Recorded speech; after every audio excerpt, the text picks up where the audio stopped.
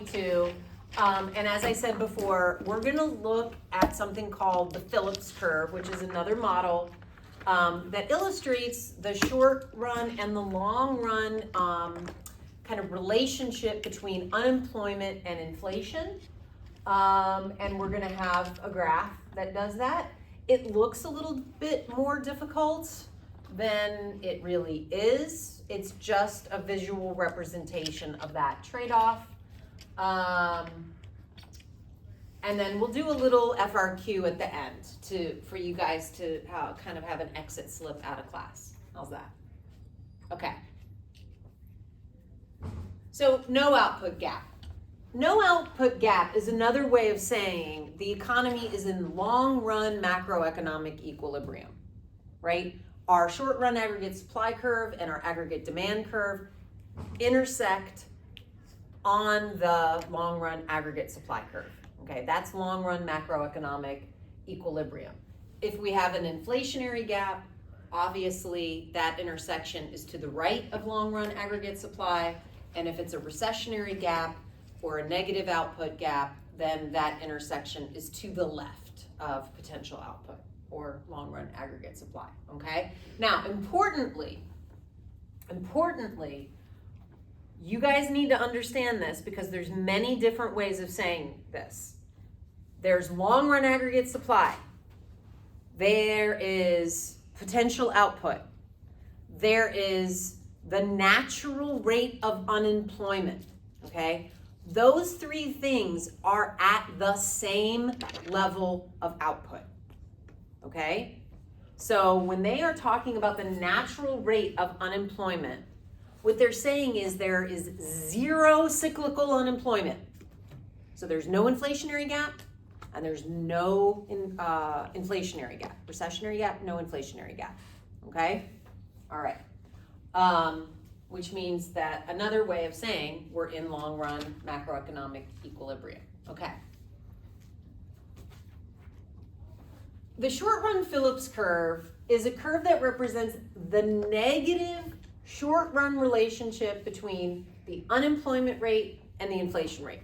And it's basically just a way of saying if we have an inflationary gap, our unemployment rate is going to be below the natural rate. Okay, I'm going to say that again. If we have an inflationary gap, it means that our output level is such that our unemployment rate is lower than the natural rate of unemployment. Remind me again what the natural rate of unemployment is. How do we figure that one out? What is it comprised of? Let's review that. What's included in the natural rate of unemployment? Is it like cyclical unemployment? No. Wait. It's in the absence of cyclical.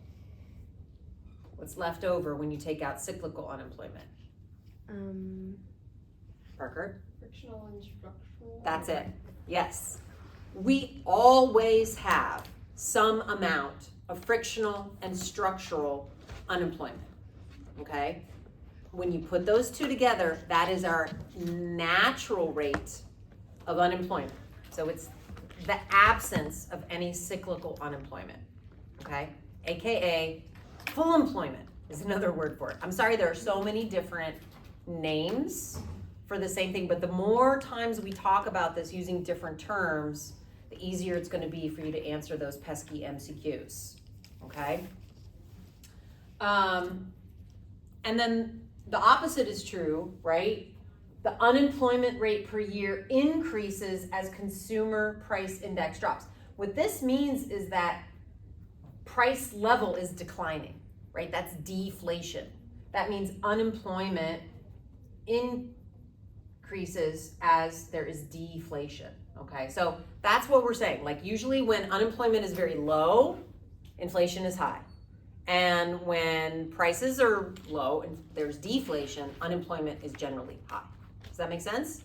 Okay, that's the short run sort of relationship. Okay, and here is what it looks like. On the Phillips curve, on the short run Phillips curve, we have the inflation rate as our vertical axis, and we have the unemployment rate on our horizontal. Okay, so when unemployment is low, inflation is high. When unemployment is high, inflation is low. So it's a negatively sloped curve, and that's because of what we just looked at on macroeconomic equilibrium, right? When there's a recessionary gap, unemployment's high, prices are low, and the opposite is true when there's an inflationary gap. Okay. So when we are looking at a side-by-side of macroeconomic equilibrium versus the short-run Phillips curve, when we are moving to a higher level of output because of an increase in aggregate demand and the price level increases, by the way, this is the GDP deflator, this number, okay? Does that make sense? So price level, aggregate price level as measured in terms of the GDP deflator. It's a movement along, okay? So we go from a 6% rate of unemployment with 0% inflation to a 4% rate of unemployment and 2% inflation, right? So as things change over here, in the short run, you're moving up and down the short run Phillips curve. This is extremely important, okay? It's extremely important that you understand what comprises a movement along the short run Phillips curve. Because again, that is another question I've seen over and over and over again on the macro exam. Okay. So yeah, this is just kind of taking you through what I just talked you through. In panel A, the economy is initially in equilibrium at E sub 1. There's an output gap of 0 and 0% inflation. If aggregate demand shifts out to AD sub 2, the positive output gap reduces unemployment to 4%, but inflation rises to 2%. Okay. Assuming a natural rate of unemployment of 6%, implications for unemployment and inflation are shown in panel B. Okay. There we go. All right. What can shift the short run Phillips curve? Supply shocks. Okay. So positive supply shocks shift the short run Phillips curve down as the unemployment and the inflation rate both fall at the same time, and a negative supply shock has the opposite impact. Did I miss something? Hold on a second. Nope. All right. So this first shift represents a negative supply shock, okay? And the reason why this is true is that when there's a negative supply shock, that short run relationship between unemployment and price level doesn't hold, because those were changes that were derived from changes in aggregate demand, okay? Because of the way that the short run aggregate supply works, right? When there's a negative supply shock, we're gonna have both higher prices and higher levels of unemployment, okay? Does that make sense? So that's why the curve shifts. And when there's a positive supply shock, the short run Phillips curve shifts down and to the left. And because that's when there's a positive supply shock, when short run aggregate supply increases, we get both higher output and, which is a lower level of unemployment, and lower prices, okay? Okay.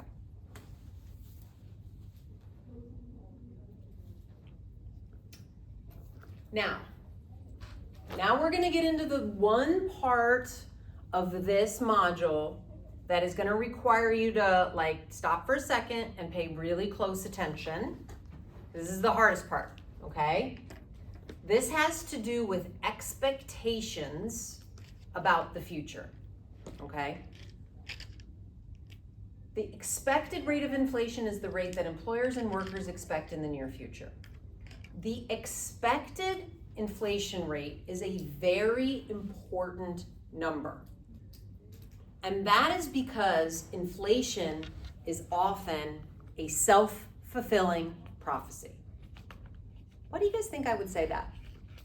Why do you think that an expectation about an inflation rate would be a self-fulfilling prophecy? Think about that for a second.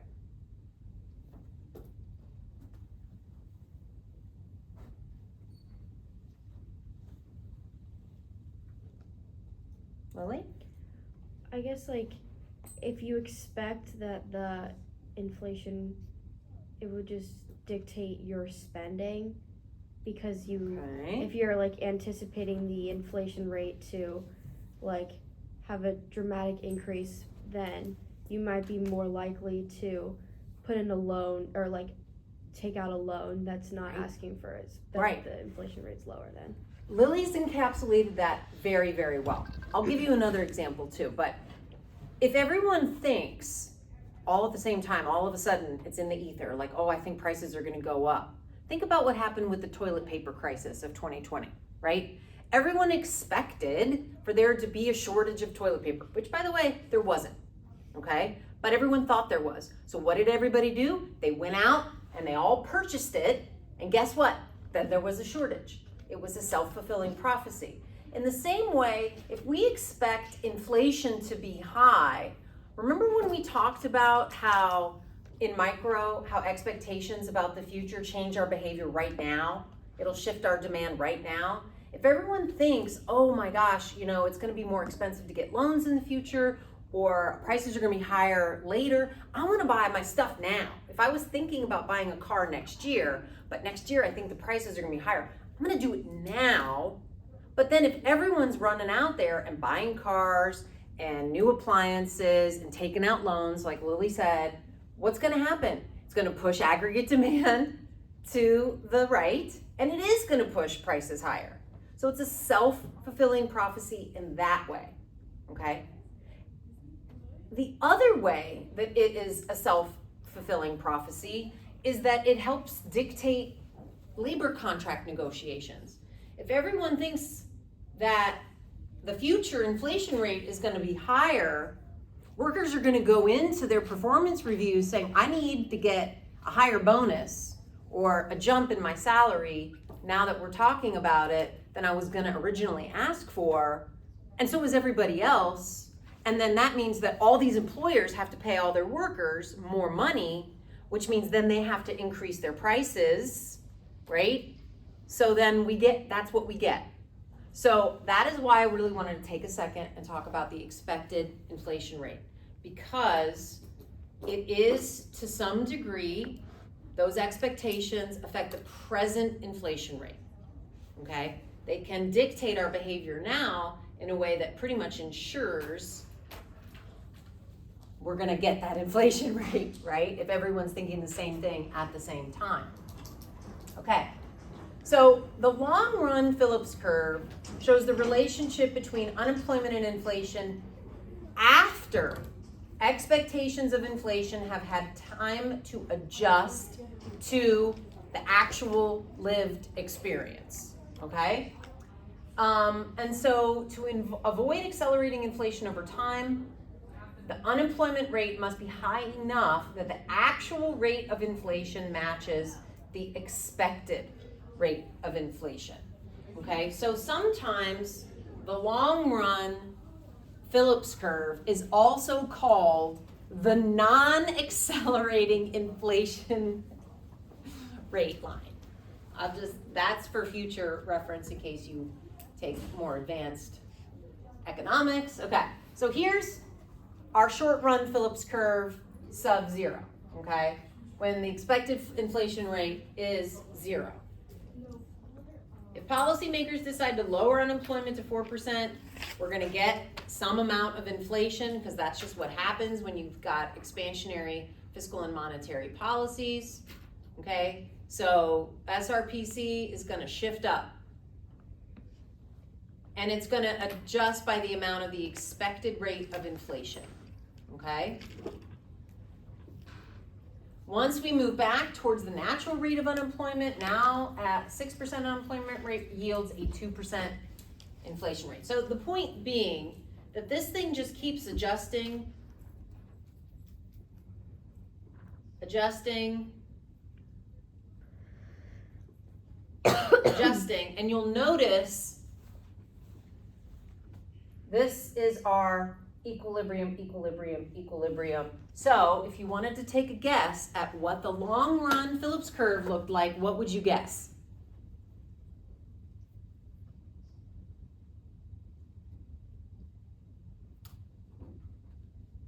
It's a vertical curve. Yeah, it's gonna be vertical. Good job. So, as long as unemployment is at the non-accelerating inflation rate and unemployment rate, actual inflation will match expectations and it will remain constant. So our long run Phillips curve is a vertical line at the full employment rate, aka the natural rate of unemployment.